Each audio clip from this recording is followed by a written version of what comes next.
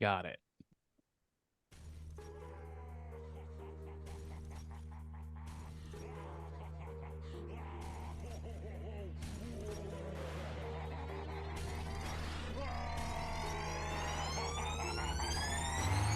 Yeah, we straight chillin', serial killing, pre-core villains on the mic, got you reeling.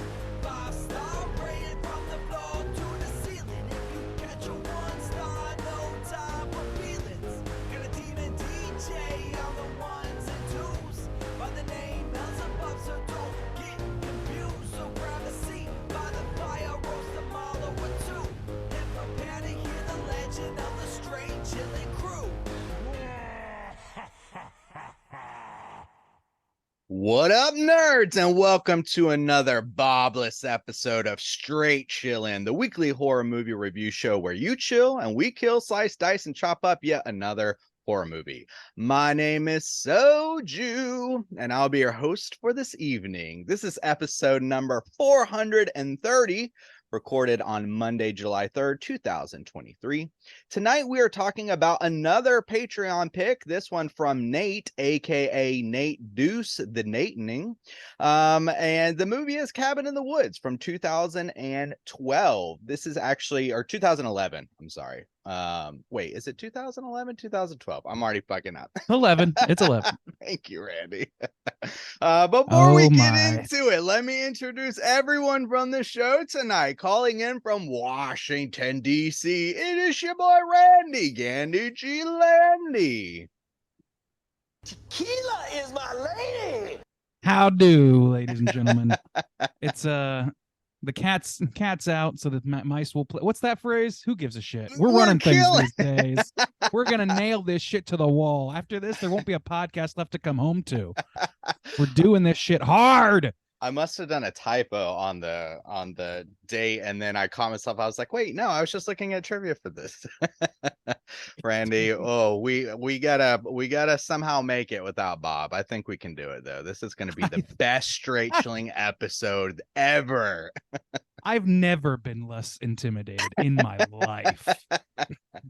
All right, next up, calling from Arkansas, our savior for tonight, Nicole. Welcome back, Nicole.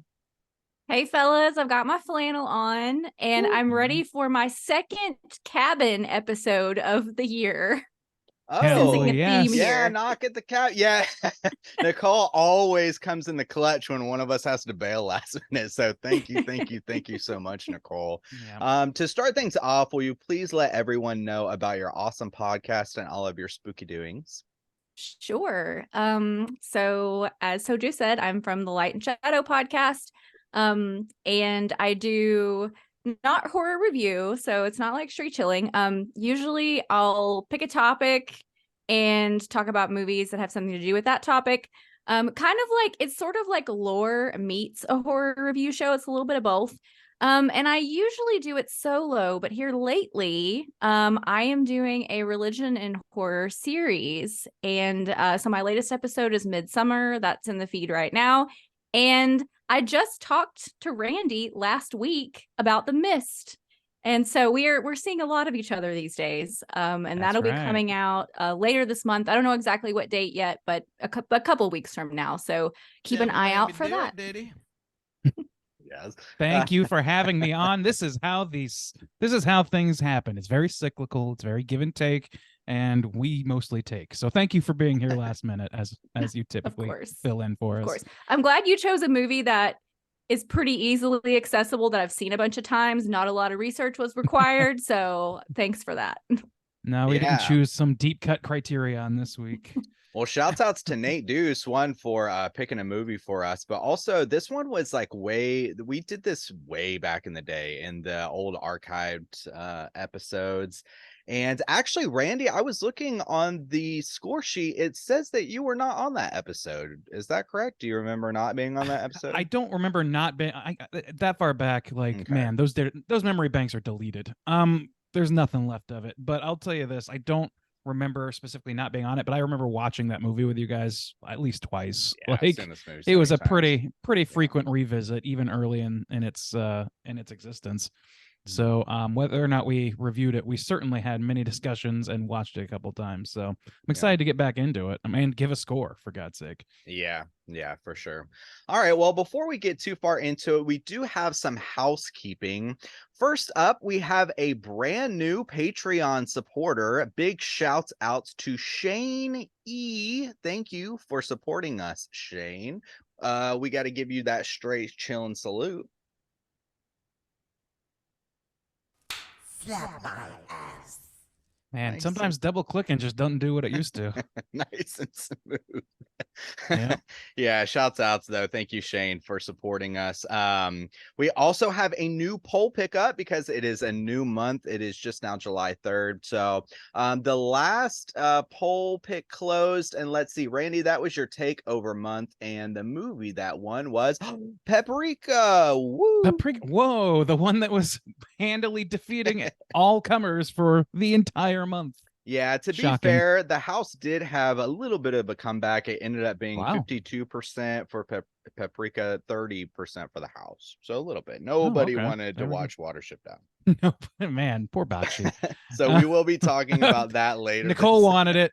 I saw a hand raise. Did I voted for it because I've actually never seen it, and I was like, oh, maybe this will like prompt me to watch it, Mm. but That guess was my idea too. I've never seen it either. It Yeah. had 17%. So Nicole, that might have just been you. I don't know. And you know, now we never will see it. Yeah. Wah, So wah. yeah, the new Not poll allowed. is up, and this month is Robot Murder. So the three movies we have to choose from are Prometheus, which is from 2012, RoboCop from 1987, and The Terminator from 1984. Juice. How them numbers looking? There we go. Prometheus is whooping ass, surprisingly. It has Wow. currently 60% of the vote. RoboCop is in second place with 30% of the vote, and Terminator is in last with 10% of the vote. That's what? If I was a betting man, I would be broke as shit right now. Yeah. Now, I'm wondering too, we've covered a lot of the Alien series lately. We covered the original Alien several years ago, but just in the past year, we did Aliens, we did Alien 3.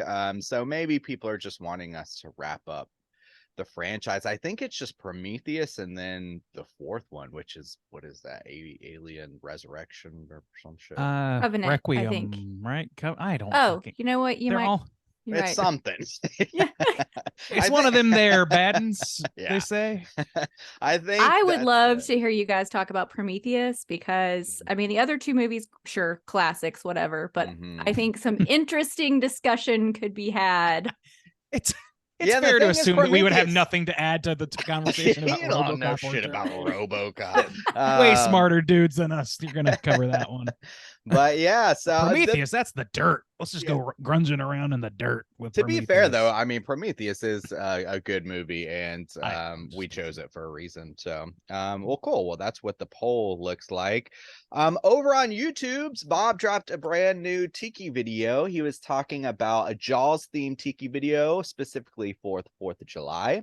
How many of those quenches have y'all made this past weekend? 10, 11, no, 35? No. I have too I have too much 30-year-old blood in me for that much drinking. Thank you. Okay. Well, I did remember having that one. I think we shot a bunch of Tiki videos back to back, but I do remember that one being like very delicious. So if you're still in the 4th of July mood, even though this will come out after the 4th of July, check that out on YouTube. Randy, you have any housekeeping to get through? Not much. I mean, Nicole kind of blew up the only spot I had, so Yeah. there you go. Actually, I will plug one thing I put up. We both been doing this, Juice, you and I. Mm. Mostly you, been doing some write-ups on straightchillingpodcast.com of our films that we've been screening for both the BIFAN. I don't want to say that. Be Is fun. that a word? Do they pronounce It's it as a Bifan. word? You got to use those Okay. Korean. Yeah, I Bifan. realized I my wasn't mistake sure if it last was- week. I was I like, wasn't how sure could if I it was use those American Bifan. vowels? It's all about the Korean Bye, vowels. fans. Bye. Yeah, you got those Bifan Festival Be screeners fun. as well Yeah. as some of the Chattanooga Film Festival stuff. And we got a few more to churn out for you guys for sure. So there's more of that coming. Other than that, no additional housekeeping required. Okay. I think Yeah. we might Well, be I clean. What do you think? think Nicole got any house cleaning? House cleaning? House cleeping? Nope. Randy and Do you I have overlapped, and that's it. Cool. house All right. cleeping done? His house is clean. This house is clean. All right. Well, we're gonna get into it now and talk about Cabin in the Woods from 2010, I believe it is now. No. That's not going to be a running bit. I refuse it. From Abort. 2011. What's on the back of the box? All right. I do not have this box because I'm not an insane person. So I will read it from IMDb. The plot synopsis is 5 friends go for a break at a remote cabin where they get more than they bargained for, discovering the truth behind the cabin in the woods. Let's have you guys seen this before, and would you recommend people check it out? Nicole, why don't you kick us off? Yes, I have seen this before. I don't think I went and saw this in the theater, but I definitely saw it like when it was first released. And I would definitely recommend people check it out because I think it's great for horror fans, but I think it also plays really well for normies. This is one of those movies that I just had on and David ended up paying attention and was just like sucked in. So that's always a good barometer for me. So yeah, I would recommend this movie to like pretty much general audiences. Okay, cool. Randy, how about you? I have seen this movie. Yes. I've seen this movie a number of times now. This is definitely kind of an easy rewatch for me. And it definitely had a huge impact when it first landed. I think I did see it in theaters. If I'm not mistaken, we saw that together, or I at least saw it with some concoction of the original Straight Chilling crew. And yeah, I definitely I would agree, recommend for general audiences. It's certainly an accessible movie, but I also think that it's got something kind of specific to say to the horror nerds amongst us, which it would be all 3 of us, and probably a good share of the listeners here today. So yeah, I think if you're listening to this, you should definitely watch it. And even if you're not the biggest horror guy or horror girl or whatever, there's something for you here probably. Just be careful because it is gory. Yeah. To echo what Nicole said, one of the things that I specifically remember about the first time we covered this is that was back in the day where literally just anyone would show up and cast with us. And on that particular day, our friend Alex showed up, who likes horror 0%, not a horror guy at all in the least. And I remember him liking that movie, or this movie. I remember him like really being engaged with it and talking about it afterwards and like having a really good time with it. And so in fairness though, Alex, our buddy Alex, is the kind of guy who will say he hates something all the way down the line up until the point where he realizes, oh shit, I actually love this. I actually do love it. That is, yeah, that is fair. But One yeah, of Love those. them. Yeah. but love even them. after his Cabin in the Woods experience, I don't think he is watching horror No, he movies never to turned this that day. leaf. No, he didn't. But he did enjoy that watch and that discussion. So that's what sticks out to me. Yeah, I've seen this like so many times. This is a easy movie to kind of throw on. It's one of those horror movies where I feel like I could come in at any place and be like entertained. Mhm. So yeah, it's a rare breed. So yeah, I think that's a strong recommend across the board. So yeah, let's get into the main spoilery details and talk about this thing.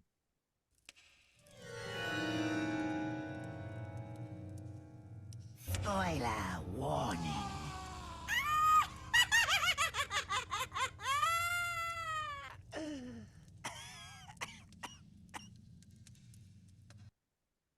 Right. So we can finally talk about this damn thing Yeah. and all of the beautiful spoilers that come in this movie. I don't know. I think I Oh, think wait, we- Randy. I gotta do Bob's plot synopsis. Oh, okay, go for it. I guess if you gotta do it, it's just fucking... I Thought we could got skip it to. for I got- once. I got Ugh. to. He typed it in every. It's Oh God! but it's so Even from much beyond the work. grave. All right, so Ugh. here's Bob's plot synopsis. I'll try to jazz it up a scotch if I can. In an underground lab, we see engineers Gary and Steve discuss a mysterious ritual gone wrong in Stockholm. Jump to a group of American college kids getting ready for a cabin trip. Dana, Jules, Kurt, Holden, and Marty arrive at the cabin after being terrified by a crusty old man at the gas station. Gary and Steve manipulate the kids at the cabin by pumping mysterious gas through the air ducts. They enter the basement and find a whole host of spooky and potentially haunted items. Among them, they find the diary of Patience Buckner, a former resident who was abused by her family. Dana reads from the diary and summons the Buckner family in zombie form. Manipulative pheromones are pumped into the forest by the engineers to make Kurt and Jules have sex. They are attacked and Jules is killed. Kurt escapes. Marty discovers surveillance equipment in his room before being dragged off by a zombie. The engineers learn that the Japanese site has failed, meaning that the American ritual is humanity's last hope. Kurt, Holden, and Dana try to escape in the RV, but a tunnel collapse is triggered. Kurt tries to jump the ravine on his motorcycle, but crashes into an invisible force field and dies. Holden is then killed by a zombie. Assuming Dana is the sole survivor, the engineers begin celebrating. However, Marty has also survived and brings Dana to an elevator he has found. They pass hundreds of monsters in cages where Dana begins linking them to different items found in the basement. The two get cornered by security and release all the monsters from the cages. All hell breaks loose and all the staff gets slaughtered.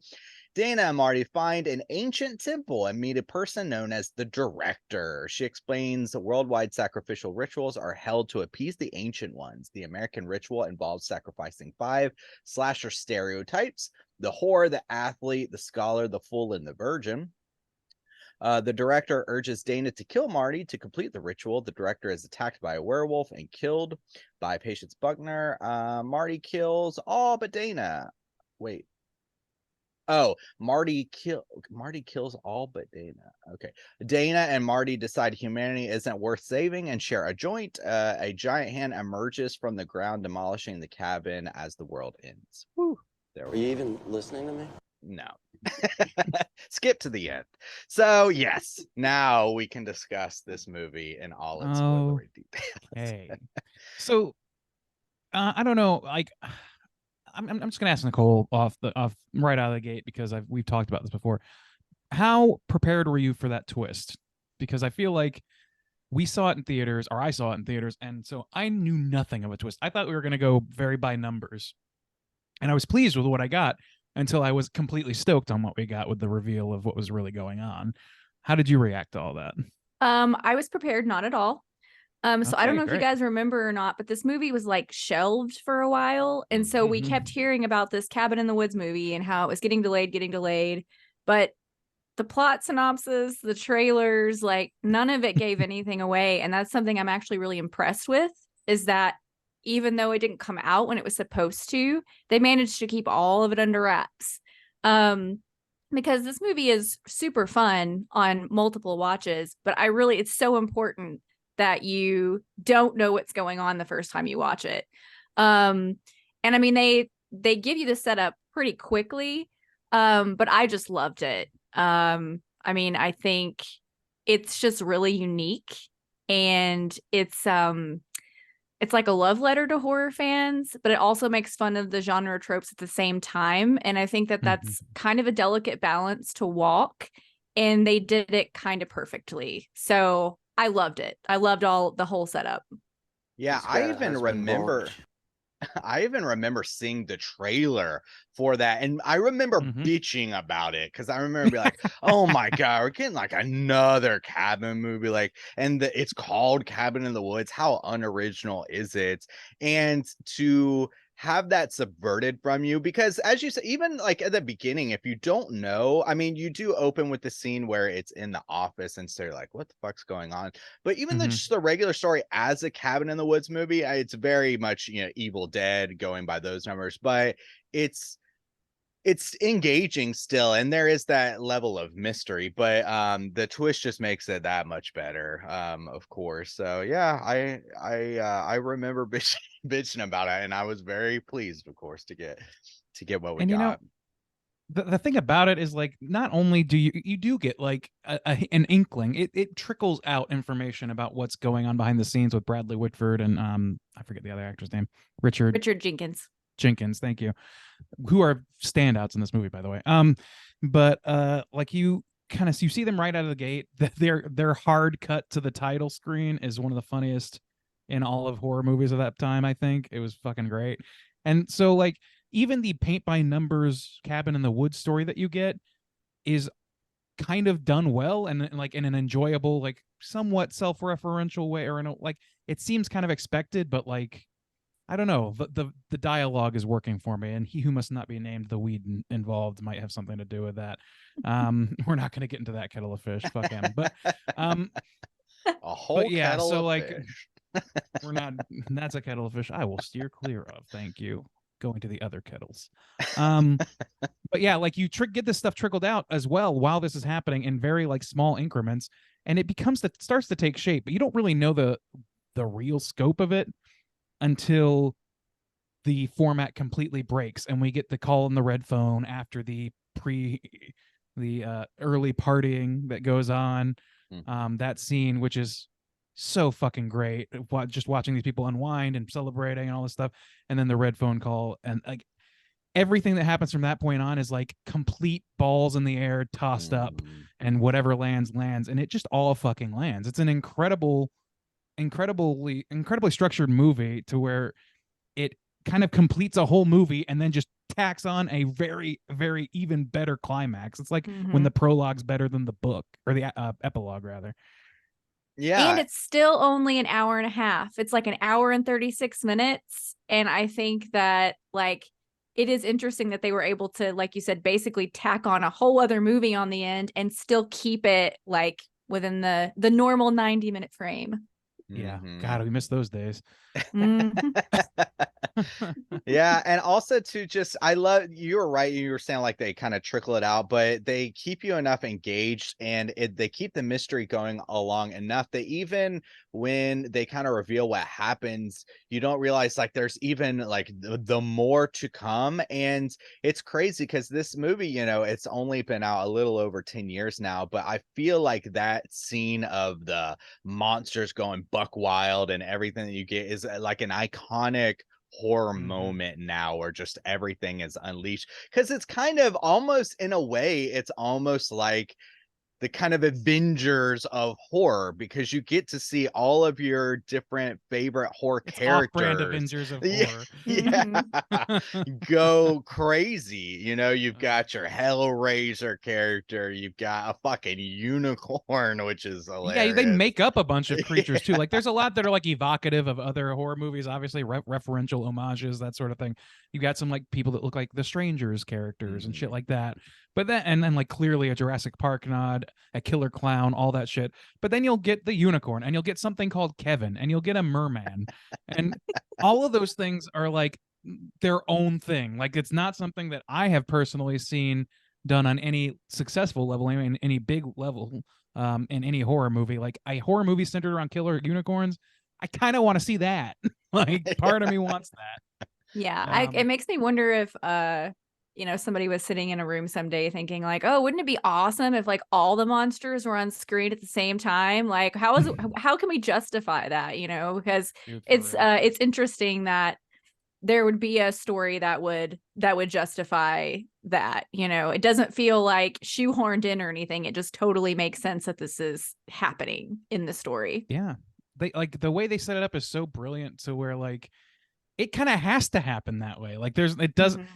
I don't know, like the whole setup, and for just to tread that ground again, is like you go down into the basement, you transgress by interacting with one of these objects, and it unleashes one of these horrible things.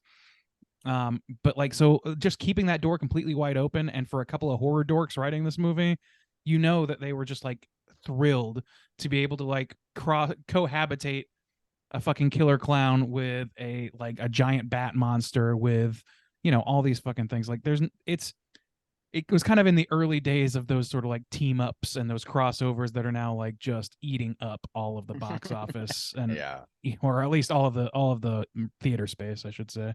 Mhm.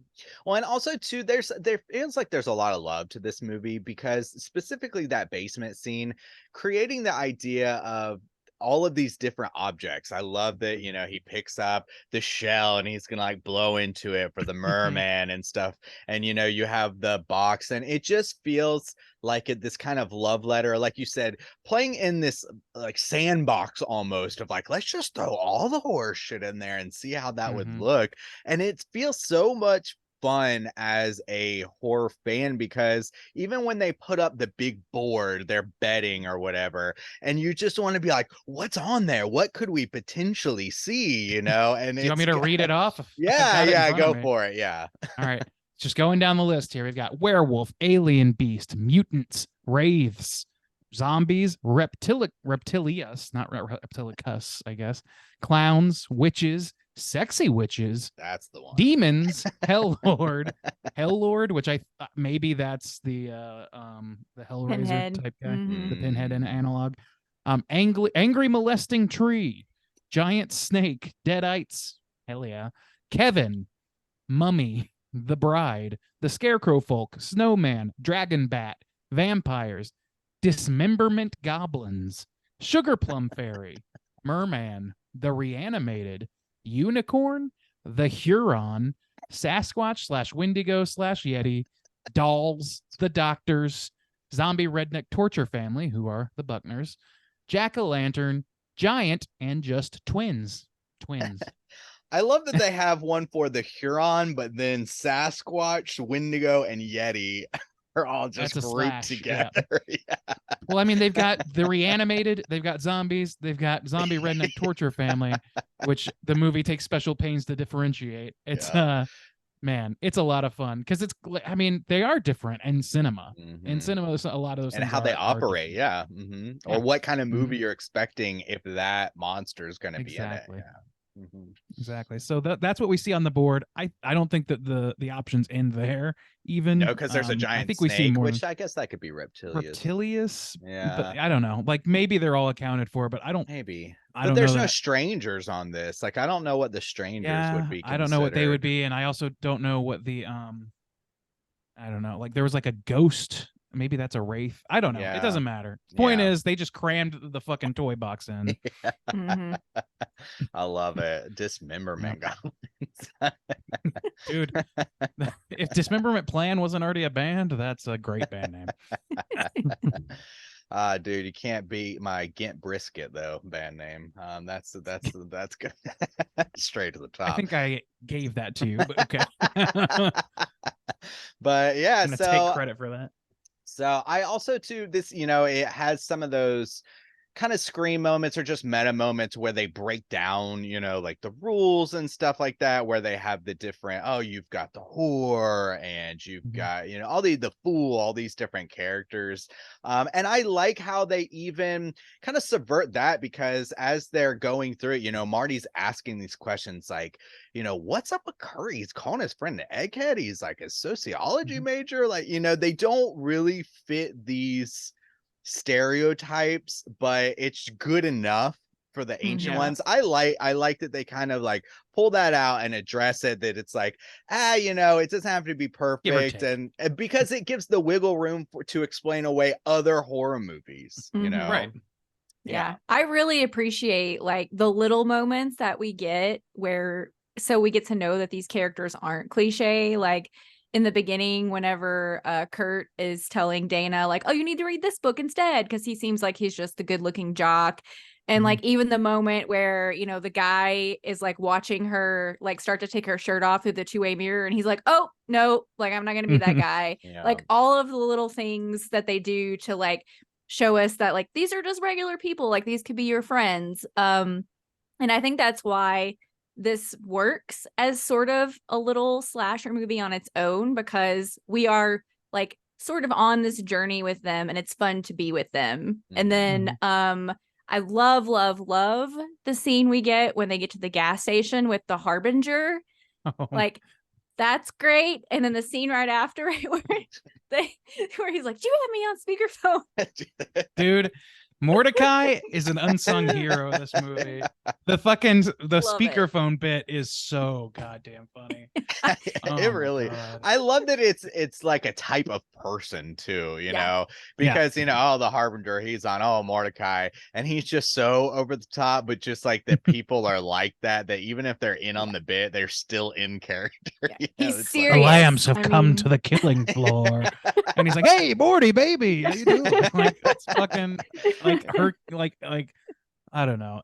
It's just such it a works great. because it's got that kind of personality where the guy he wants to be in on it, but he's taking it Yeah. so seriously, and the other guy's like, yeah, that's how it goes, you know, that's how it's supposed how to it be. works. Like they're Which is blind also an eyes. artful dodge of like some of the details of what they're doing too. Yeah. I always Mhm. notice that because like that's like, yep, that's how it works. Because it seems like he's just dismissing him, so you can't really. Is that really what they're doing? Because at that point, you don't have a full scope of what's happening. Yeah. They do such a good job with that, and I don't know, man. That this movie is really, really fucking tightly wound in the best way. Like really, I don't know, tightly formed. Mhm. I don't know. I don't know what else to say about it, but that like it's just so fucking perfectly done Yeah. in so it many is. ways. It's surprising like how smooth it runs. It's funny, and even though it's a very established, I think the kind of trick of it too is, even though, you know, I said I was bitching about it being, oh, a typical Cabin in the Woods movie, I was still in the theater to see it, you know. And so I'm expecting to sit through a mediocre Mhm. horror movie that's paint by numbers. I know the beats, but I still want to be there because it's a horror movie in the theaters. It's a new movie. And so I think that having this kind of comedy surround it, breaking these things down, it being this kind of love letter to horror, and like all of these, you know, because Scream does the slasher, you know, you have the meta, Mhm. but to kind of take it that next step and to not be expecting it's just really nice. It's just Well, great. yeah, I mean, like Nicole, you were saying, like the way they marketed this, like I also can't believe how tightly they kept this under wraps, even like as much as like the poster, which is behind Justin right now in his digital background, like that is such a brilliant fucking poster design for this movie. Mhm. It's set once you've seen the movie, it makes so much fucking sense. But when you see it as it is, it's like, okay, so it's like confounding in some way, and it's just a crazy cabin, and in the crazy cabin, crazy things happen. But it's well past that, and it doesn't tip that hand at all, while still paying homage to what's like the fact that there's a mechanical situation going on. Because I don't know, if you see the poster, you'll know what I'm talking about. The way that they like it takes so much effort to keep these kinds of spoilers under wraps, and it takes effort from a marketing department that gives a shit about keeping it under wraps. That's Mhm. what's fucking.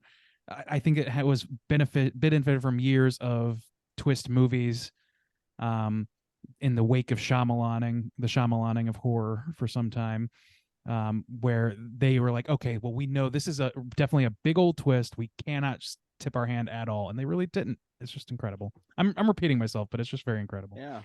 If you had to pick one of the monsters to survive, like if you're like, okay, I need to try to escape, Oh. which one would you want to have to go against?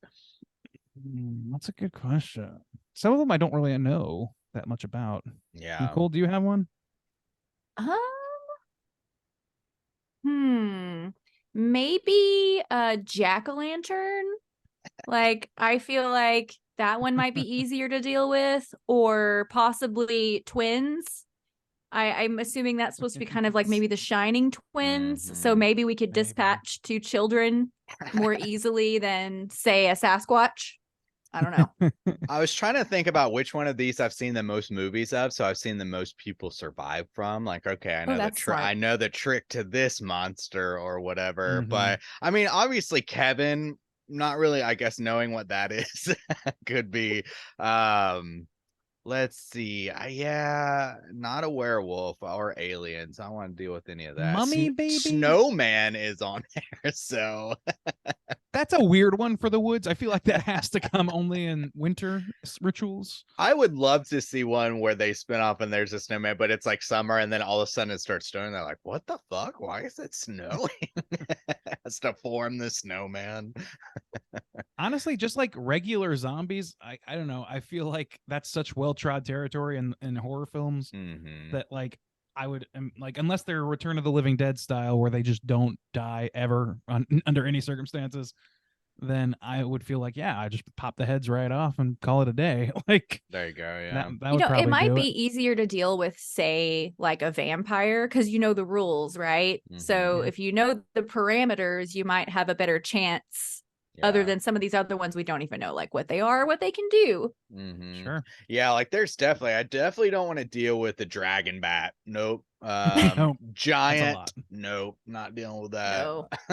Scarecrow folk. The What fuck? doctors, you might be I mean, if they're just regular thing like people, you might have a decent shot. Well, we saw maybe. some of them, and they were kind of Mhm, like yeah, demons fucked up. in some Yeah. capacity. So I Yeah. don't know. And if they catch you, that seems like a real bad one. That's Do way not- to go Caught eye. out. Mhm. Do not give me the angry molester tree, please. Oh Yeah.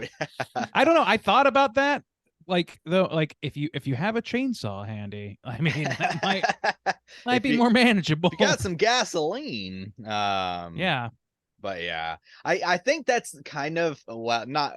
I mean, that's an interesting part about it too, is because we do see these different things, and the way that they would attack or kill you is also different, which is a different fear Mhm. factor element to it. Yeah, because as you said, the doctors would kind of like slowly cut away at you or whatever, or the tree is going to rape you. Just like it's crazy to.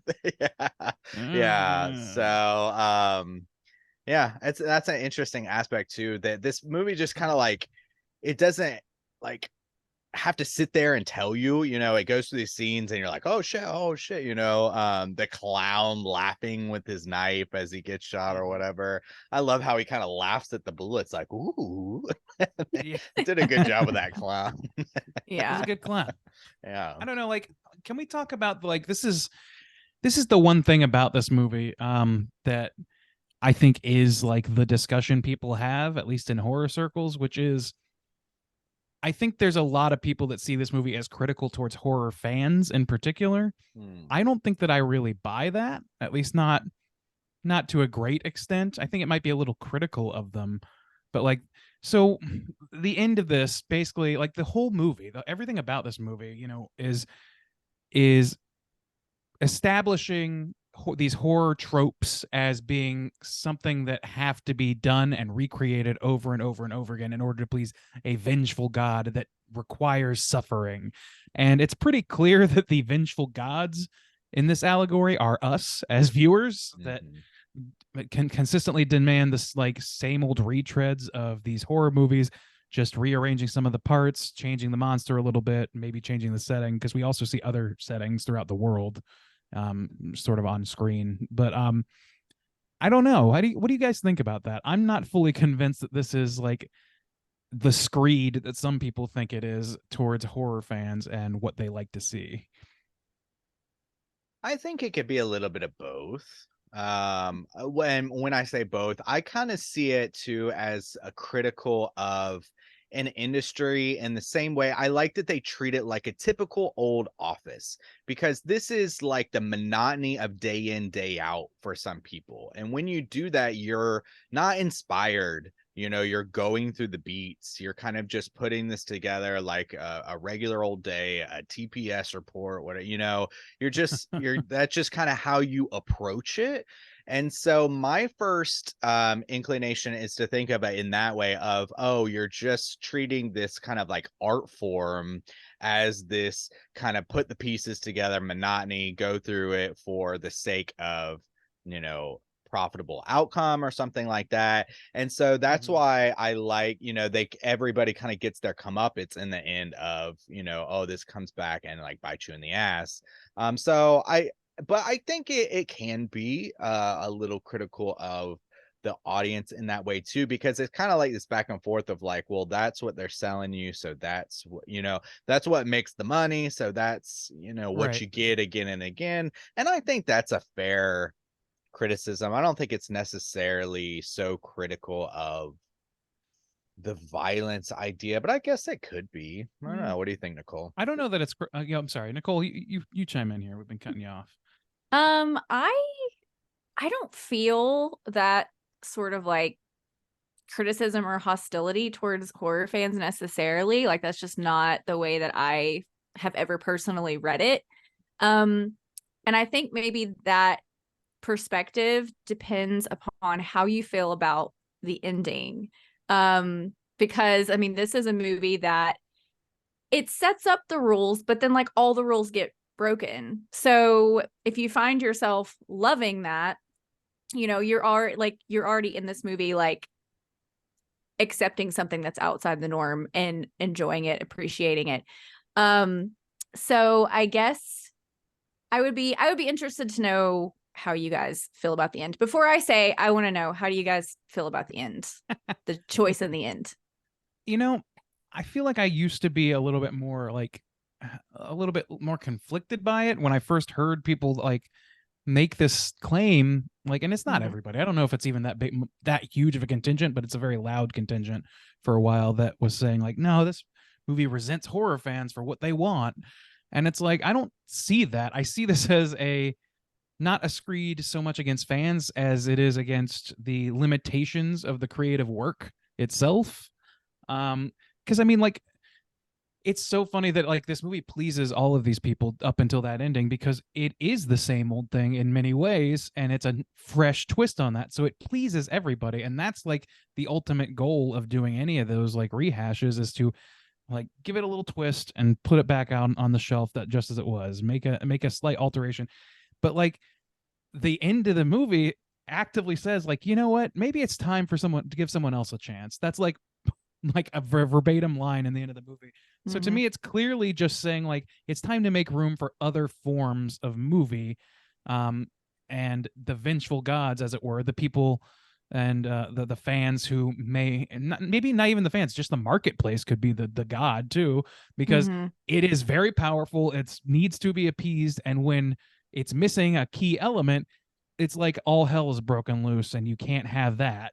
So I don't know. I feel like it's more critical about like the stifling feeling of trying to make something unique in a in a very very risk averse field of art like this. Mhm.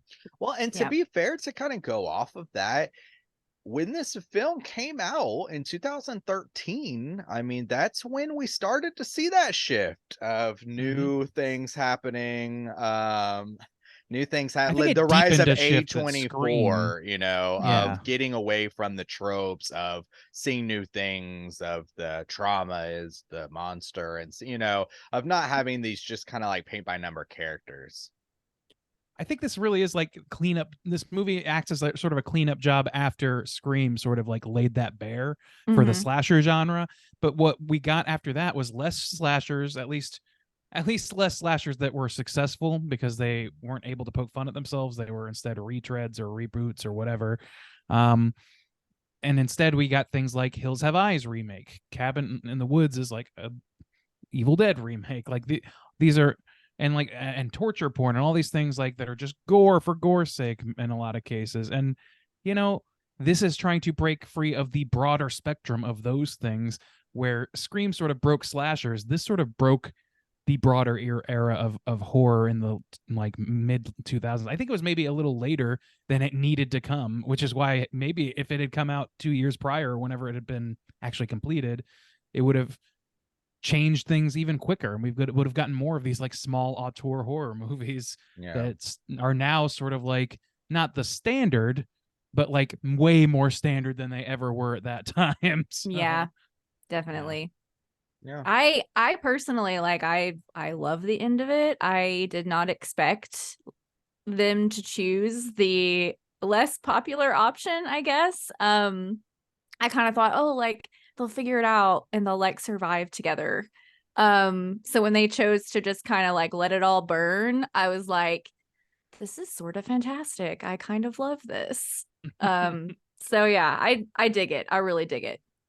From a practical standpoint, I always kind of think outside my first watch. I remember on my first watch being like, "Oh shit, that was surprising." But ever since then, I'm like, so many people just died. None of them could in any way fit the full character, you know? Because they're already down there with the people Bradley as they're Whitford. dying. So yeah, I But mean, they're come not on. youthful Yeah. though. They gotta have Yeah, youth. it's set up very specifically according to the system. That's you true. They know. I work- don't know. I That love that they can work with chemist what they have is- when it comes to virginity, but when it Yeah. comes to youth, that's the No. one thing they can't compromise. Well, yeah, because that chemist, she was pretty young, or she's young seeming. The thing is, like, if you start really digging into like the nuts and bolts of it, like the allegory is very strong. The the nuts and bolts of how an organization that is basically a fucking nuclear reactor power plant for God's appeasement is not going to be something we figure out on a logical basis. Mhm. Right. Nor do we need to. Exactly. It holds, like, its narrative purpose is very strong. So I mean, I'm not too bothered, I guess, is what I'm getting to. I guess that leads me to the question too of, if you were in the film, which character type would you be? I wanted to ask that too. Would you be the I'm the whore. the athlete? Yes. I'd definitely be the whore. The athlete, the scholar, the fool, or the virgin? I mean, fool seems about right. Dude, I'm taking the horror role. I'm calling it. I'm taking All right. that one. I mean, no one's gonna argue with you. Yeah. I would be the virgin. I've always been like the good girl. I feel like I would be I've always identified with the final girl in the movie whose friends You just are want to all survive, don't you? having fun, having bastard. fun with their boyfriends, being irresponsible. I've always been like the rule follower, so I would definitely be the virgin. Bob is my lady. would be our twist on the scholar. He would be our blue scholar. So, he's got that on lock. We've got Speaking one of of, like- everybody. We need an athlete. Who's Oh, our we athlete? Me too. Speaking of, like, one of the things that like narratively makes this movie so strong is like the fool character of Kurt. Yeah. Like the way that they play him as like he becomes an audience insert so quickly because he's Mhm. like, we find out later, immune to like the chemical and whatever the alterations that they put into the beer and into the air and all that stuff because of his weed. Which is a hilarious joke in its own right, but you don't barely get to notice it because it's when shit's going down that you find that out. But I just love like when Kurt's like, no, wait, we need to split up, and he's like, what are you talking about? Yeah. Like him constantly questioning them and then be like, the high guy has something to say Yeah. or whatever. Like, it's so fucking great. It's oh man, the fact that they basically make him like a de facto hero of this movie, and really maybe even more so than Allison. Mhm. Like he's a more active player in this movie. Like, I don't know, it just fucking works. He makes the both of them really make really great through line characters for these two very different feeling worlds. Mhm. I don't know, it's just very, very well done. I can't really put it into stronger terms than that. Yeah, well, and that even, kind of goes back. I like that. It is nice that you see that they would react reasonably like the audience wants, because that's kind of the point sometimes of your screen, like, don't do that, don't split up and stuff. But even, as his friend, when she starts acting like really sexy and dancing, he's not like turned on by it. He's just like, what the Why is she acting that way? fuck? What's Yeah, wrong this with is you? not who these people are, and he calls it out. The dude puts on the glasses, he's like the scholar now or whatever. Just like, this dude is ripped and like a wide receiver on the football team, just Dude, yeah. I Can I like tell that they you- call it out. Yeah. One piece of trivia that I was going to cover later, but which I just have to bring up now. Apparently, what's his name? Franz. Oh man, the guy who plays Kurt. I'm blanking on his name, but he was also quite ripped. In fact, more so than either Hemsworth or this other guy who the scholar character. Damn. So much so that they had to like put extra baggy clothing on him to conceal his like insane rippling abs and shit. Apparently, he's apparently in fucking great ass shape when they filmed this. Damn. And so like, I don't know, they had to like conceal it so that he would properly play the part. I thought that was fucking Wow. hilarious. Like, how flattering is that? It's like, that's like sorry, Willem Dafoe, we're gonna have to use a stunt dick. You're just too big. That just goes to show you that just a little bit of like grooming and clothing choice can make you look like a completely different person. Gave him that shaggy haircut and Yeah. the shaggy voice. That's all Pushed he it needed. down, yeah, made it Yeah. a little greasy, It's yeah. fucking great, man. Mhm. Oh man. I really wanted to did either of you get to go to the Cabin in the Woods Halloween Horror Nights I think I cl- did. house? I think did? that's one year we went. I think so. I didn't get pretty to go. sure. I'm pretty sure we went that year. Fuck man, I'm jealous. There's like I'm looking pretty at sure pictures that's the from one it we like now. ran to. Yeah, let me So look I at guess pictures. what year would that have been in 2011? I guess. Well, this I movie think- came out in 2009, so No, probably no, stop. I don't accept your tomfoolery. Trying to figure out because we moved to Florida in 2010. So I was in the state. I was in the area when it happened, but I think we were too broke to do such things at the time. I That's do. fair, Okay, 'cause I it's do extremely remember expensive. because yeah, they do have this. They have this cabin prop that they used a lot, and I remember that's where the entrance you go into is the cabin. 2013. I do remember that one. Yeah, I'm pretty sure 2013. that we went. I went to the Evil Dead remake house, which I think was the year before this house, or maybe it was the year after, but they definitely reused the exterior of the cabin for that. They always So they have have a very cabin. similar scare spot. So I don't know. I was very jealous about getting to go to this because I really wanted to see the merman and all that shit. Just The like Bradley merman. Whitford. I wanted it. Oh Yeah. man. That It's was a great good. bit. That's a good joke. Yeah, I like Yeah. that joke. Yeah, because there are some monsters where you always think, because that puts you in the audience too as a horror fan, where you're thinking like, man, I wish we get some more monsters like this. And then when you get it, you're like, oh, okay, that's kind of hard to pull off. Oh man. Yeah, that was a good bit. The blood shoots out of his spout or The whatever. Jesus. The cleanup's been horrible, he says. He's right. That shit looks awful to clean up.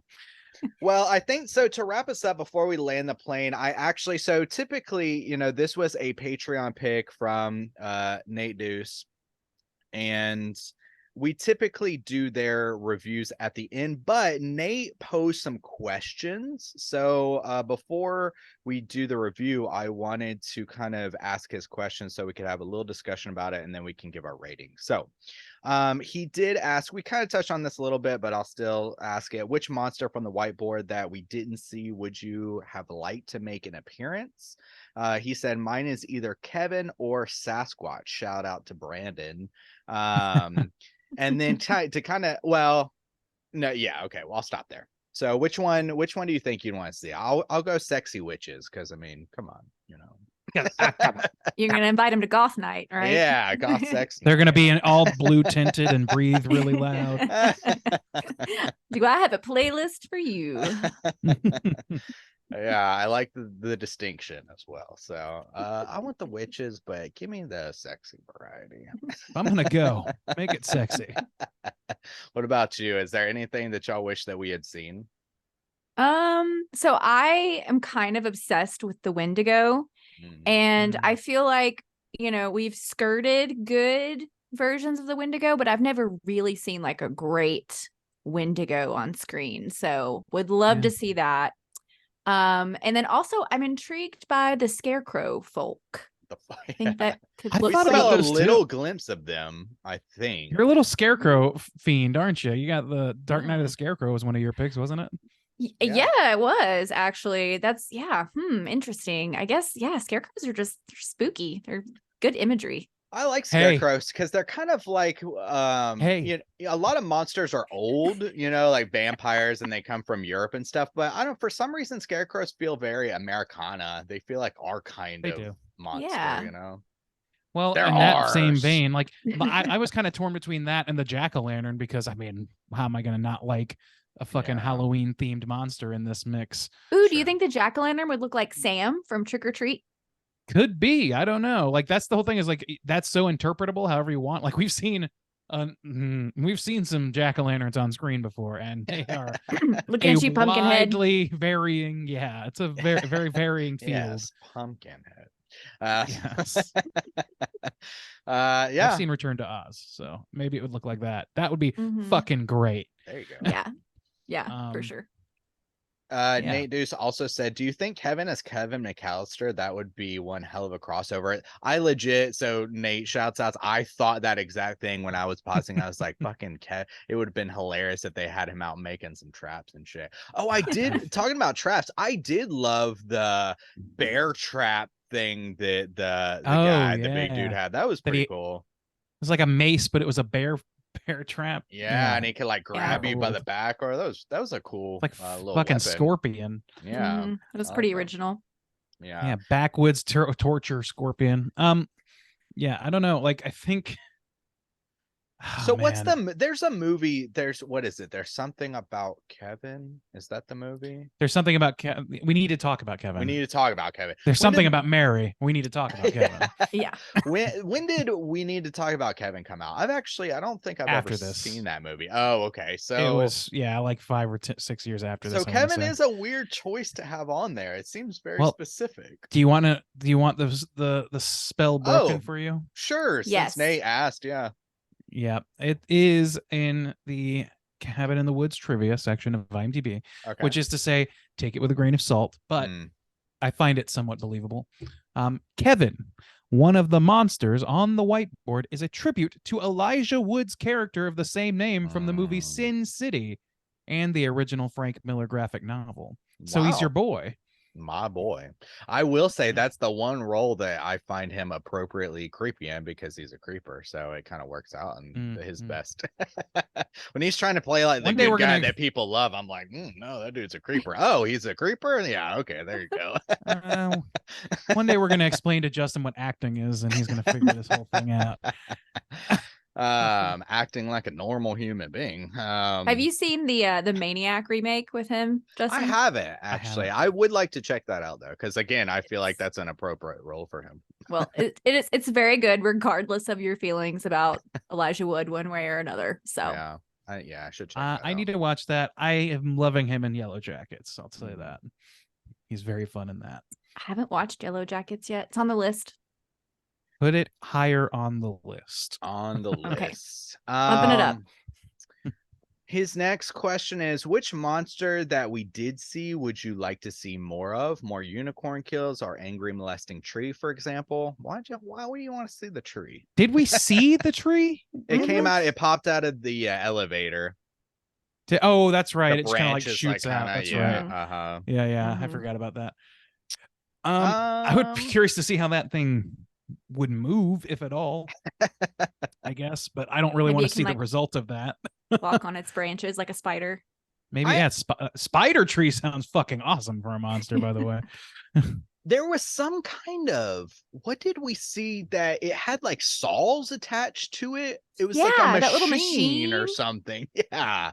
And it would like crawl around and cyborg it had, thing. yeah. So maybe more of that thing. Or I don't think we actually saw the Hellraiser character kill anybody. So that might be fun to No. get one of his Oh, kills. there was also a little girl who was like singing to a guy in the background of a Yeah. shot, like just singing to him, and he's like crawling away, bleeding out of his ears and shit. That I fucking love that.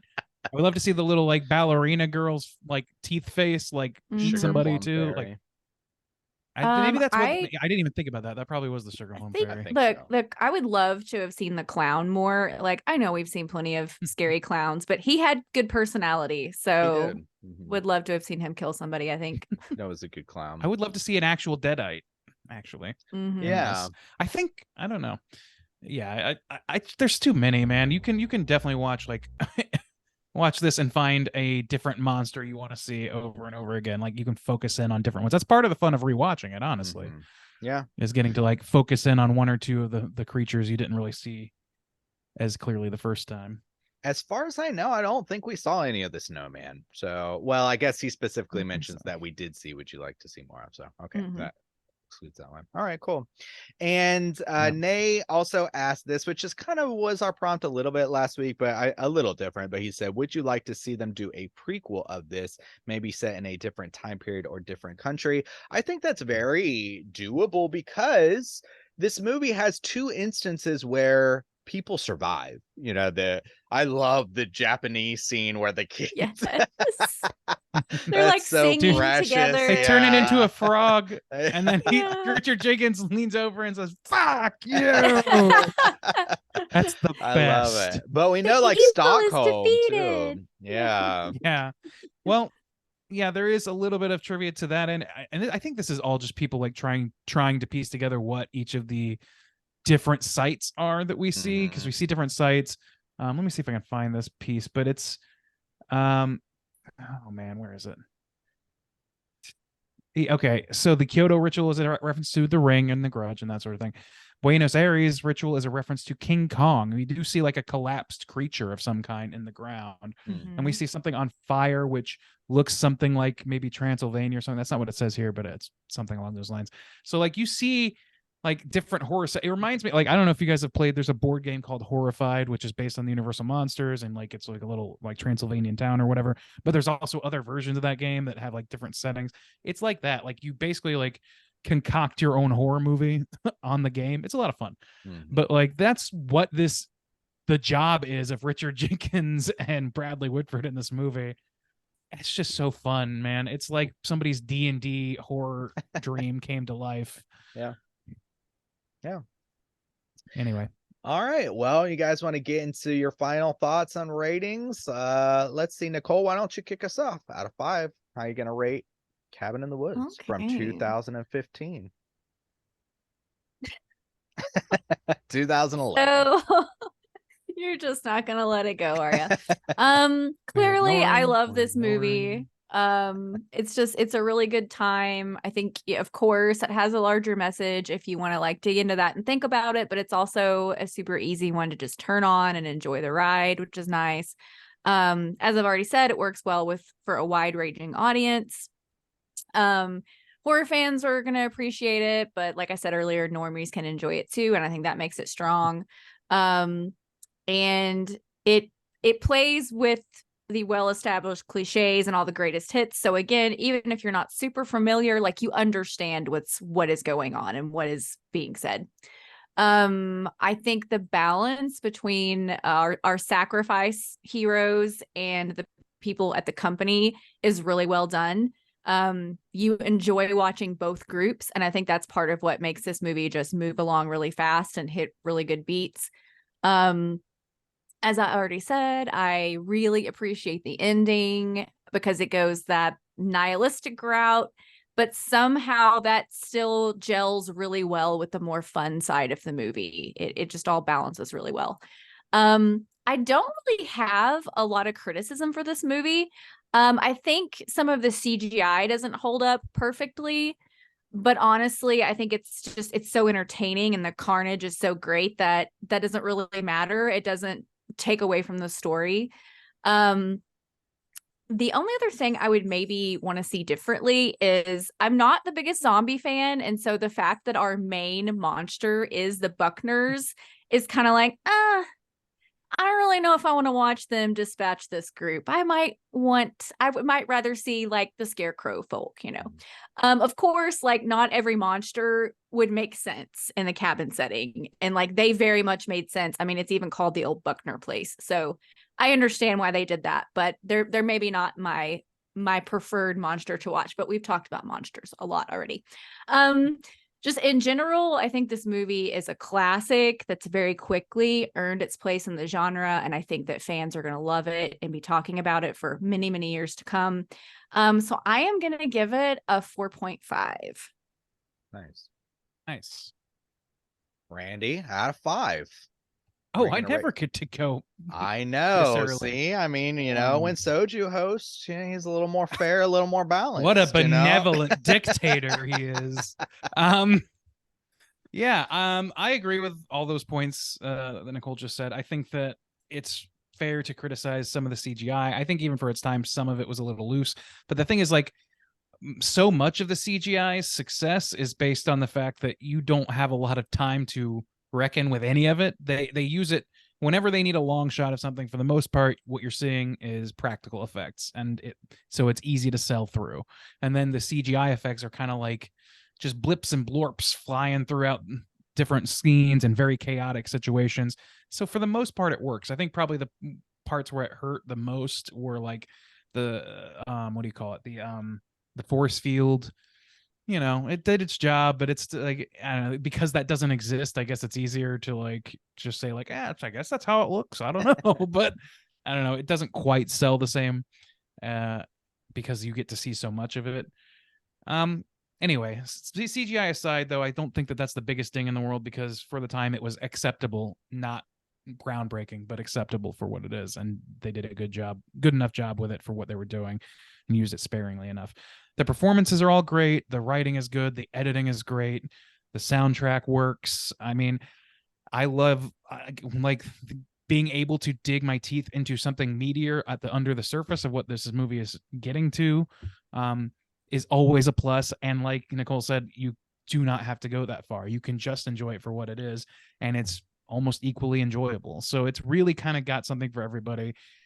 I don't know that I feel like I have a strong enough ding for this movie to really pull it down from a 5.0, especially considering my personal affinity for it. So I'm going to give it a 5. I think this one's going to stand the test of time. I think it's still broken the genre to some extent in a good way, and allowed a lot more creativity to be in the mix. So for that, it's definitely earned a 5 for me. Okay.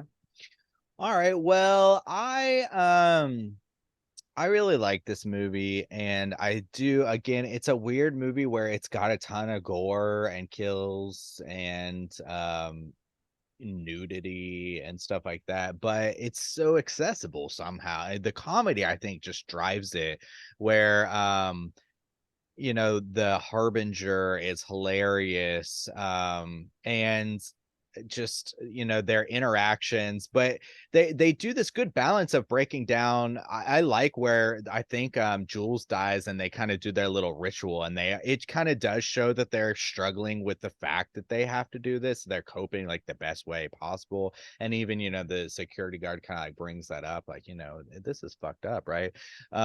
So I love that they have to show the breasts too. Like they're like, yeah, the they're customer's waiting for always it. right, Yeah, or like, whatever. yeah, Like, yeah. we're not the only ones watching here. So that I don't it's and it uses the horror tropes too, that even if you're not a horror fan, you recognize too. So even if it still kind of feels familiar to you, like the old gas station and stuff like that, yeah, the college kids, and it just somehow works so well. It melds together so well. I love that it wasn't spoiled for me, that I got to watch this and enjoy this, because I kind of remember that every time, and just like waiting for that twist to happen again. Like, I know so much fun is about to come. And it's always fun. I always love looking at the different monsters, seeing the different monsters, looking at the board.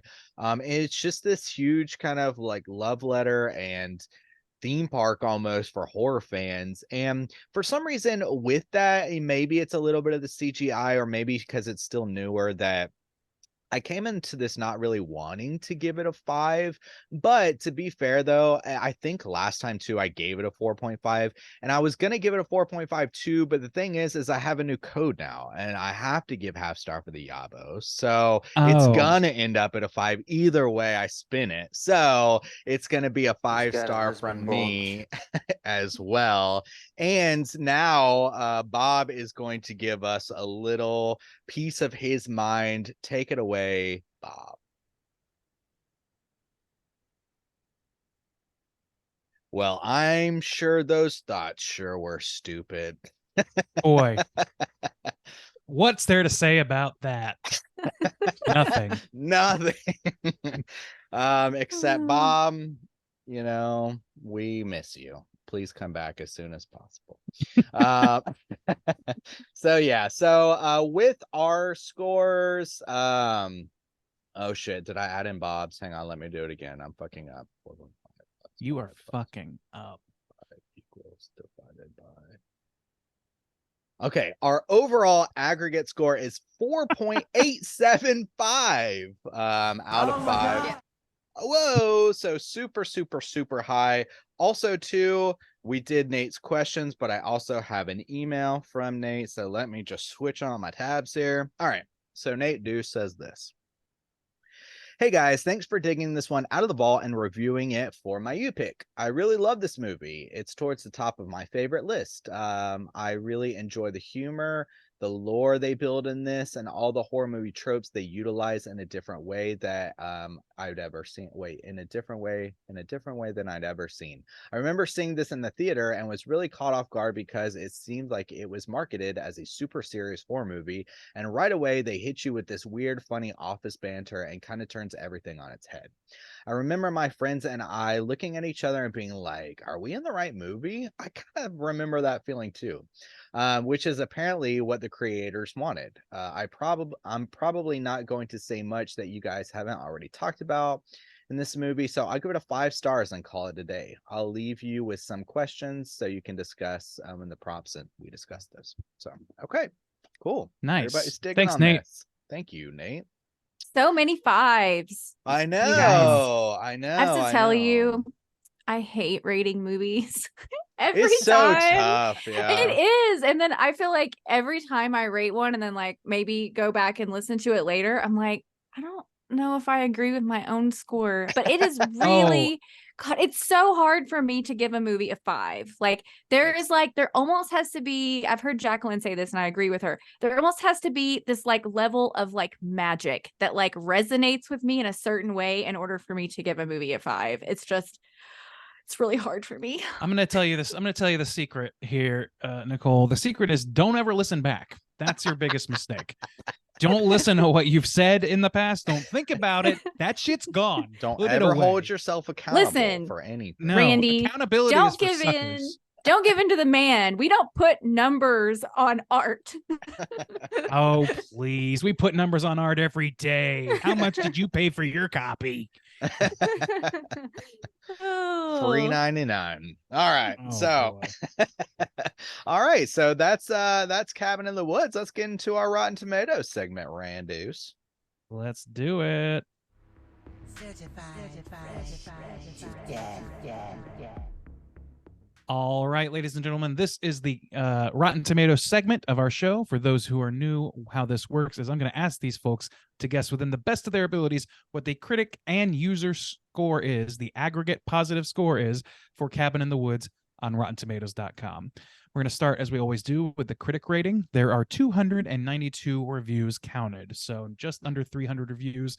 I'm going to start with our esteemed guest, Nicole. Nicole, out of those 292 critic reviews, what percentage do you think were positive reviews? Says the person who just said she's not good at ratings. Trust I me, don't none of us know. are good at this I part. think it's gonna be just really high across the board. I'm gonna say 90. 90. All right. Juice, where you going? You going the over? You going the under? You going, where you going? Where the hell I are you think I'll going? go under because I don't, for some reason too, I kind of had that natural resistance to not give it a 5 as well. And, we're pretty big horror fans, but I feel like there's going to be some critics out there who are a little bit more snobby-ish. And so I'm going to go lower and I'm going to say 80. 80. All right. So let's see. We got us a 90% from Nicole and an 80% from Juice. Out of the 292 reviews, 92% were positive, certified fresh. Woo! And I don't know what's your Yelp of choice, Nicole? How do you like to be celebrated? Okay, well, I will be the Bob stand-in, and I'm gonna have to have a hell skeet. Oh, you want a Hell hell skeet, eh? Yeah. All right. Yes, of In my course. moment of glory. All right. Someone's got to I think- represent. I think you knew that. All right. Juice, you got one more chance to prevent a sweep. Ooh, no we sweeping go. today. The audience score. Let's move on. There's over 100,000 ratings here, so a significant portion. We're going to start with Juice this time around. Juice, where do you think the audience is going to land on this one? Well, damn, now I'm not so certain. I still think that with that many scores, the audience score is going to be lower, but now I'm not going to go too low. So I think I'll take The Boys Project 86, please. Oh, all right. Necktie remedies and all. Okay. Nicole, how about you? Where are you going to land on this one? Or rather, Well, where's the audience going to land on this one? I think that the audience score will be higher because I think most horror fans really love this movie. Of course, that's a risk because you never know how much of the contingent is going to be, the loud dissenters. But I think I'm going to say 94. 94. All right, the year of our Lord. So let's see. We got 94% from Nicole and 86% from Juice. I'm gonna have to do some quick. Oh wait, no, I'm not. Dumb. Juice is gonna take this one. 74%. Whoa! Damn. I was like, wait, what's right between 74 and 94? No, that's not how this fucking works. Jesus. That's kind of what I was expecting for the critics. Damn, that's a lot lower than I thought, though. Mhm. Yeah, no kidding. I was taken aback by that. My pearls were clutched, and I've my not done clutching them. All right, Do you, come on, bring it on. Bring it on, Nicole. you want those negative reviews? No, Oh, I'm Hell sorry. yeet! there we go. Oh yeah. Jesus. Yes, that's what a boy likes. We're not sweeping skeet today. Woo, thank God. All right. Let's read some negative reviews as we often do and see what sort of lunacy we can find. Let's check this out. All right. Movies that mean to deconstruct movies seem to be made solely by and for cinema vampires, those ghost-faced geeks whose pallor is rarely challenged by exposure to the sun. Man, that guy definitely uses Tucker Carlson's dick tanning machine. Damn. Get my dong nice and Ooh. toasty. Damn, I do not want to toast my dong. Well, That's this risky gentleman, business. this gentleman's got it fucking set to burn. Yeah. Yeah, that's some fucking deep pulls from your own anus, my friend. Well, that's a man's opinion. That is a someone's opinion. Yeah. All right. One more negative That's a review and pretty we'll good move on. one. There is a scholarly, nerdy, completist sensibility at work here that is impressive until it becomes exhausting. Well, that was just boring. Also, so that I really wish we had gone them the other way around. I don't think Okay, well, those are wrong. Those are wrong assessments of this. it's piece still of a art, clean and, 90 minutes. Like it kind of Yeah, breezes exhausting? through everything. What are you can't- talking about? If you can't like, there is no level of which this movie doesn't work. Like it clearly. And there's no works. fluff I could think. There's not anything in particular I'd be like, they really should have cut that, or that was just really Really? unnecessary. It was pretty slim. Yeah. Yeah, there to the there really point. isn't a whole lot. But in any case, we're gonna wrap our Rotten Tomatoes segment. And hey, since Bob's not here, I'm gonna go ahead and read the rest of this trivia. It's totally time for trivia. All right, there is quite a bit of trivia for this movie, as you might imagine, from all of the homages and so on. We'll start with this one. The thermal coffee mug / bong was a fully functional mug and bong as portrayed in the film, the prototype of which cost $5,000 to make. I hope that I can buy one for like $15 now. Yeah. I really crossing my fingers. Yeah. That would be exceptional. Wow. For the stoner on the go who also might need some espresso. I didn't have time to think of a prop for our little screen grab at the beginning. I should have just grabbed a tumbler. There you You go. could have grabbed it. Come Yeah, on there now. you go. Mhm. All right. Here's another one. Oh, this is actually the one I mentioned before, but it gives more detail. During the lake scene, the only student not to jump into the lake is Marty, who remains fully clothed and on the dock. This was partially due to Franz Kranz. Franz Kranz? I'm sorry, actor. I'm having trouble with your name.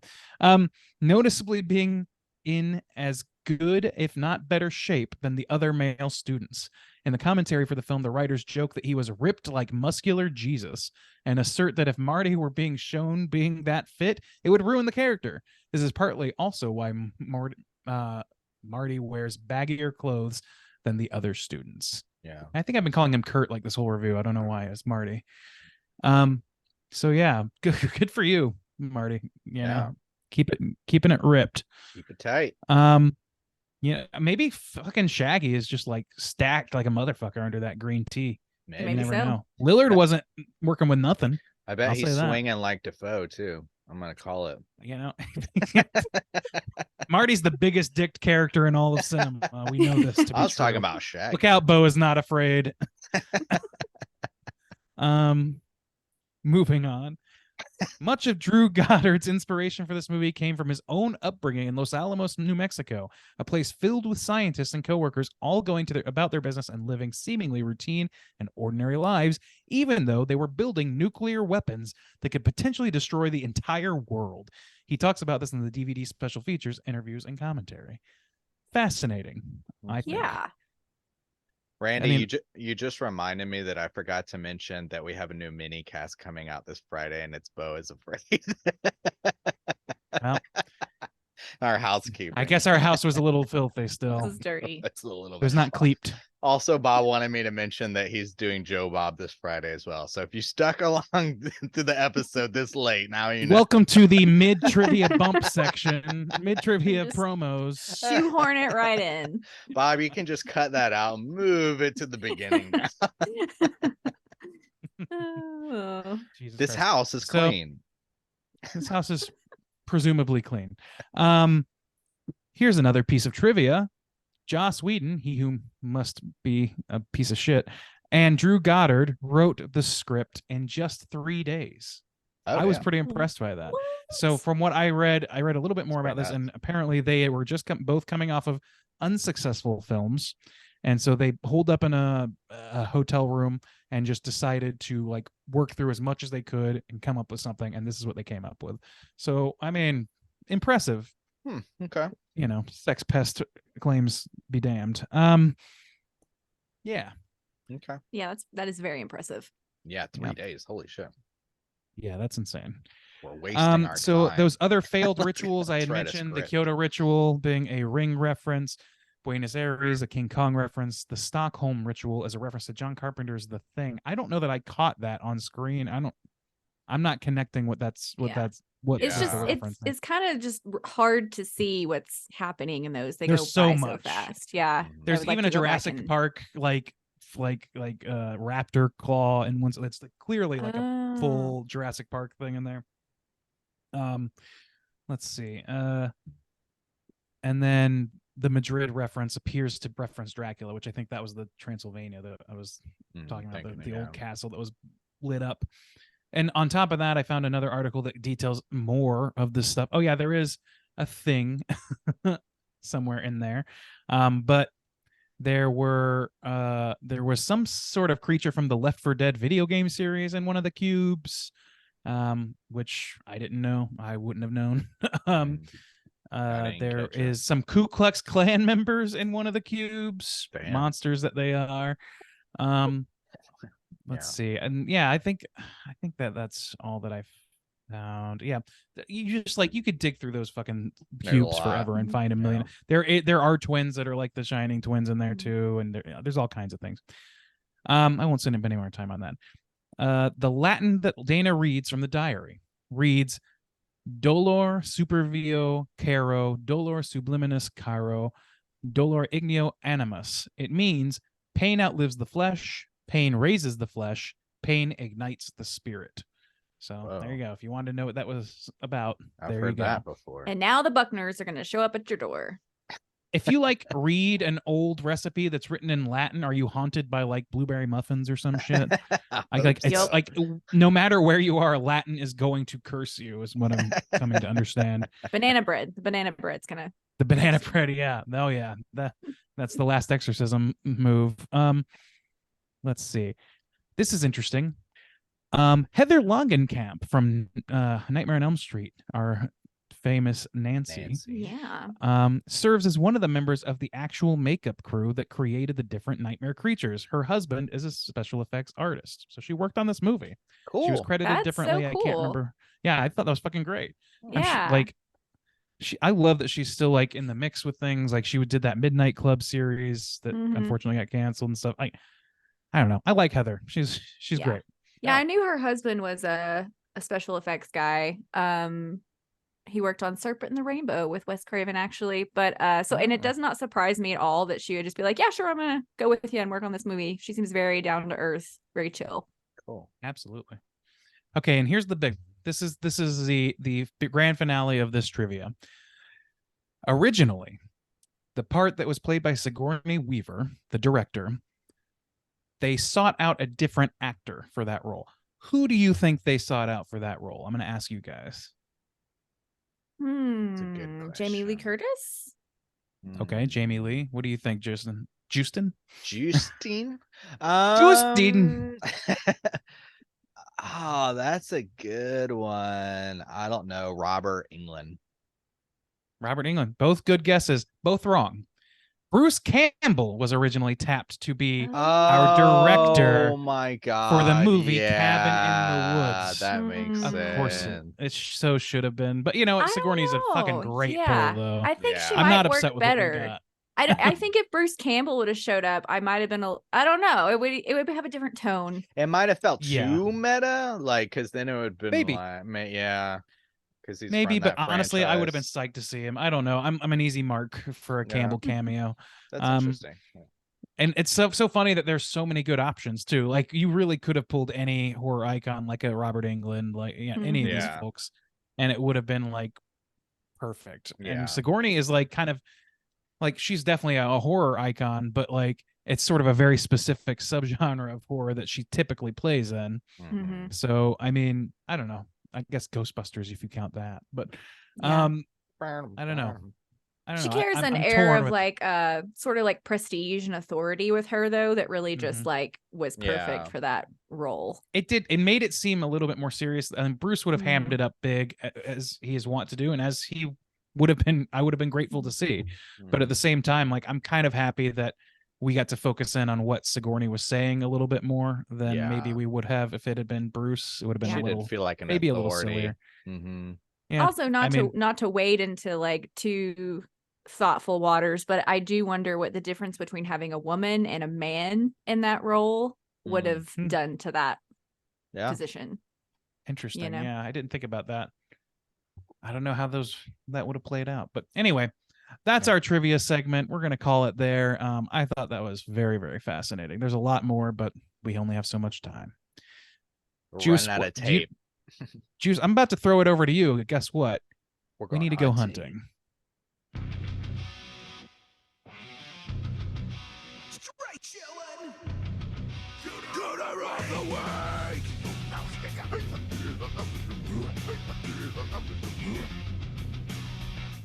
Juice, lay down the cooter claws here. All right. Thank you for old Gimp Biscuit for bringing us into the old cooter segment here. Gimp brisket. Gimp Brisket. Thank you. Can't even get my joke right, motherfucker. Gimp Brisket. Oh my lord, that shit is gold. A cooter's a character type and a straight chillin' exclusive. Cooter must hit 3 of these 5 points to be considered a cooter, but we want the cooter with the most points. The 5 points of cooterdom are sexual deviance, manipulation, smug arrogance, overall lookiness higher, and overall patheticness. Do we have a cooter in Cabin in the Woods? It's a little tricky because they manipulate people to do things Manipulation is that they wouldn't hard. do. Yeah. It's hardwired into the story. Like Yeah. the whole organization is like automatically on the radar for manipulation alone, right? Well, so Mhm. yeah, I kind of wanted to avoid any of the teens or any of the like the young people, because even if they do something, I feel like that's not who they naturally are, you Mhm. know? So Yeah. Agreed. yeah, so I kind of want to focus more. I guess you have to take the organization as a whole. So definitely manipulation. And a lot of this like comes from that manipulation. So then you would have like sexual deviance, I would think. You got a bunch of old crusty Well- dudes waiting around for this girl to take her shirt off, Absolutely. you know. Their basic Mhm. human needs disgust me. Yeah. Yeah. I did like that line. Which even that line is hilarious, but it's also like their basic human needs to just watch this girl take her shirt off and then get murdered. Yeah. And they that's drugged basic. her to get her to do it. Yeah. Mhm. Not- That's yeah. Not the optics you want, Joss. Yeah. Yeah. So sexual deviance, manipulation, smug arrogance. Yeah, for sure. Yeah. I mean, Where do you think the most the smug arrogance banality of comes evil from? shit. Okay. Yeah. Well, like we when they're talking about, I don't know, you can tell that our two main characters they feel like, we know what we're doing, Mhm. they definitely come off with the smug arrogance, I think. I mean, they have moments where they're unsure of things, but from that very, very opening scene and yeah, just the way they carry themselves and the way they talk about their work, for sure, smug arrogance. There's smug not too many arrogance. Bradley Whitford characters I've seen that aren't smarmy in some ways. So I think Yeah. that was perfect casting. He also has like all of the best lines, in my opinion. And it's quite a crowded field for good lines. Anyway, Yeah. but yeah, I agree. Like I think that they are very much high on their own supply. They're like, we got this. Fuck them. You want to tell Japan to go home? Call it early. Yeah, there you go. Yeah, there you That's go. You know, That's good. Good call.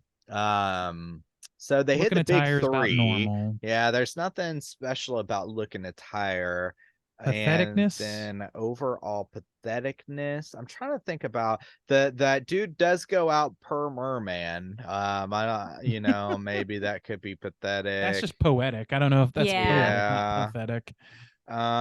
How does the other guy go out? The one I think he gets stabbed by Jules. or not Jules, by Oh Dana. yeah. Mhm. Dana. Yeah. Why do I get these names all fucked up?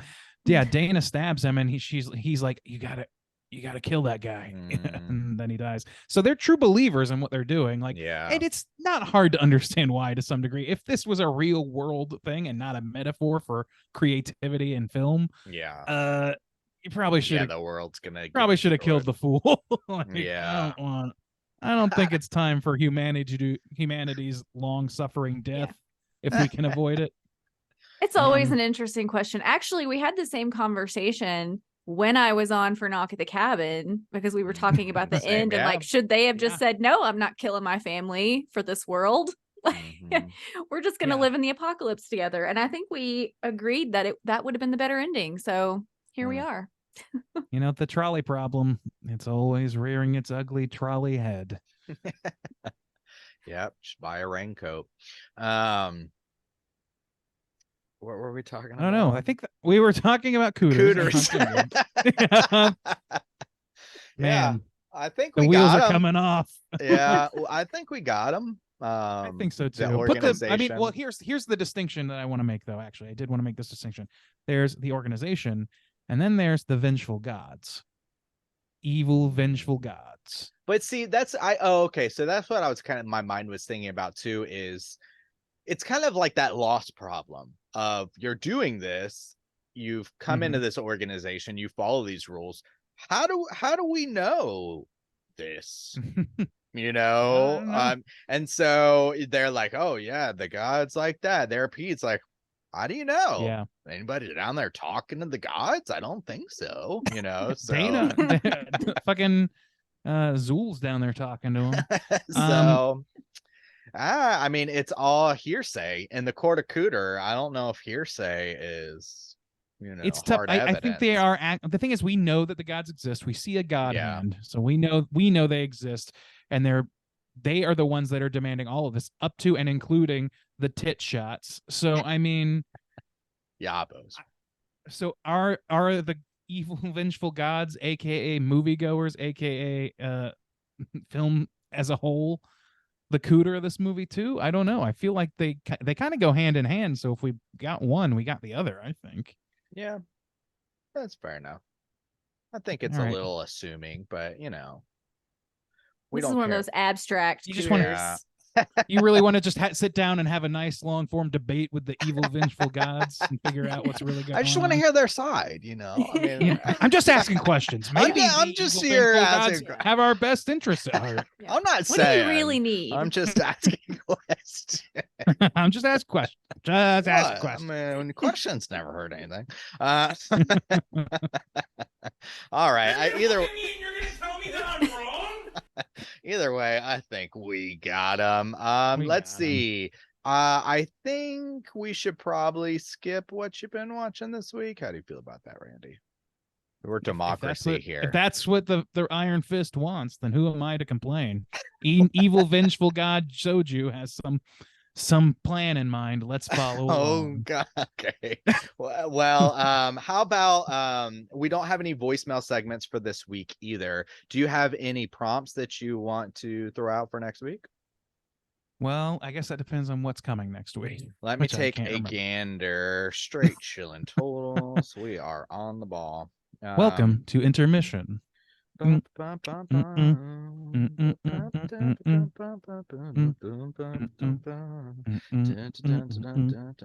Okay, Rock and Roll Nightmare from 1987. I think it's another Oh. Patreon pick. I don't know anything about that. I know very little about this one. Let's see who picked that one. I think that's a Hydraberg pick. Okay. All right, Berg. All right. Well, in that spirit, just on title alone, my question would be, what's your favorite horror and music crossover, specifically good rock and call. roll? If you can, That's a pull great that. one.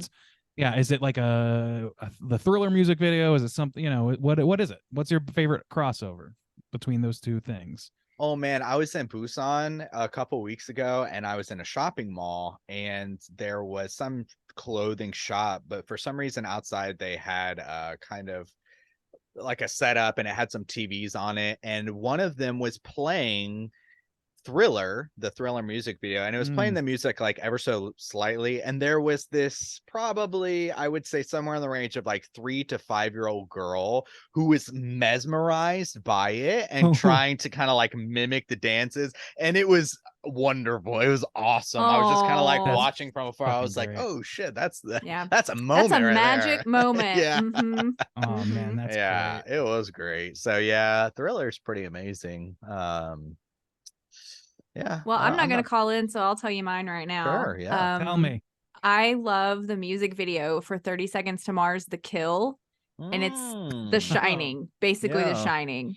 That's a Yeah. good music So, video. You haven't seen You that know, let's one just yet, call check it it that. out. Like we've talked about this before, but like let's just make it music videos. What's your favorite horror music video? That's true. Because that's let's narrow it just a little bit. There's a I'll lot tell of you, that. So. there's a lot of that. Mine is I Don't Want to Be an Asshole Anymore by the Menzingers, which is a music video featuring Jason Voorhees going on a self-help kick, trying to get himself together again, get himself a job, woo the girl of his dreams who he was formerly chasing.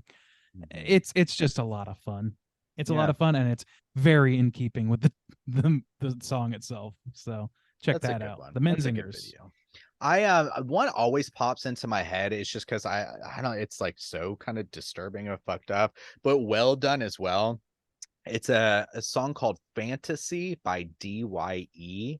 I love this thing. Dude, that thing, it just always sticks in my mind. It's so fucked. But it's like, I don't know, it's so impactful, I think. So I mean, other than Thriller, I mean, I would say Thriller is, Yeah, probably but the that's best, such a but given. It is, yeah. If you're looking for something new or like something different, then yeah, check out Fantasy from DYE. That thing is that video is so messed up. Everybody, it's animated though, so rock your body. Yeah, Hey, that's also a great video. It's a great video. Rock your body. video. Yeah. All right. Well, thank you again, Nicole, for filling in for Bob. You did a wonderful job. We didn't even miss him. Does he need to come back? Questionable. But What thank the you. hell's a Bob anyway? Thank you for filling in. One more time, could you please tell everyone about Light and Shadow, where they can find you? Sure. First of all, just thank you for not asking me to do Bob's job, because I would have ran this show right off the rails. Bob, you're much appreciated. You're the glue that holds it all together. So you can find me on all the podcatchers.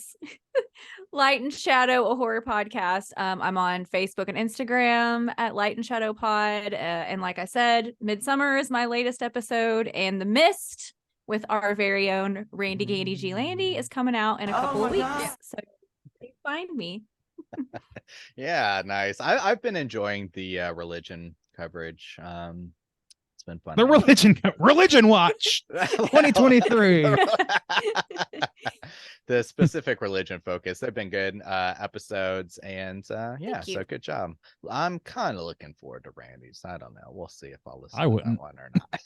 No, it's great. And Nicole I keeps don't us have moving. I don't have yours on the schedule yet, Justin, but it's coming Yeah, up. So we'll get there. yeah. We'll save it for a very Yeah. special. I have special enough. Don't touch that I have dial. enough You need to to hear carry this. me. I have enough to carry me on until like spring of next year. So sometime between spring and next year, you'll be We'll on. get there. We'll get Yeah. there. All right. Well, what's Bob's spiel at the end? Social medias. What are our socials, Randy? Twitter, it's str8_chilling, straightchillingpodcast.com. Get I supports on believe that- Patreon. or support us on Patreon. Yeah, you can do Patreon. You can look us up on YouTube. You can find Bob's OnlyFans where he shows his ratty cock to the world every day. He's got a Mine's- husband bulge. Mine's only feet. Mine's just soju feet. I just pour soju on them all day. Hit us up on Slack where we share recipes and our yeah. pets. Thank you, Nicole. General discussion. Yeah, if you want to join Slack, just send us a message and we will send you an invite. Yeah, we've got a good community over there, a great community, some would say, where yeah, we talk every day. It's the first thing I check in the morning, except the 75 missed messages from Randy and Bob. Other than that, it's straight to the Slack. So I thought you were gonna say the 75 missed messages from your patrons on OnlyFans looking for them soju feet. You They don't know- owe me, motherfucker. They know they're gonna wait. So yeah, you can find us on Instagram, on YouTube. We have a ton of YouTube content, youtube.com/straightchillingpodcast. Yeah, we are doing a lot more articles these days, as Randy mentioned before. So you can go to our website, straightchillingpodcast.com. Doing a lot of festival coverage. We've been doing the Chattanooga Film Festival. We still have some BFON is still going on, and so that's going to be done by this BFON Wick. weekend. Yeah. Yeah, So delicious. yeah. So yeah, we got a lot of stuff going on. Too much stuff, some would say, but you know, hit us up, Yeah. interact with us, let us know what you think. Should Bob come back? Should we just continue on without him? We'll see. This is where we leave it to the voters, and then Jason Todd gets killed off by the Joker, and that's just how it is. We just have to That's- roll yeah. with it narratively. Yeah, Well, you don't- Bob's dead to the world now. You He's don't want off the Bob show. anymore. Bob's gone. This is So- a democratic republic up here. All right. Well, thanks for tuning in, and until next time, don't forget to keep chilling.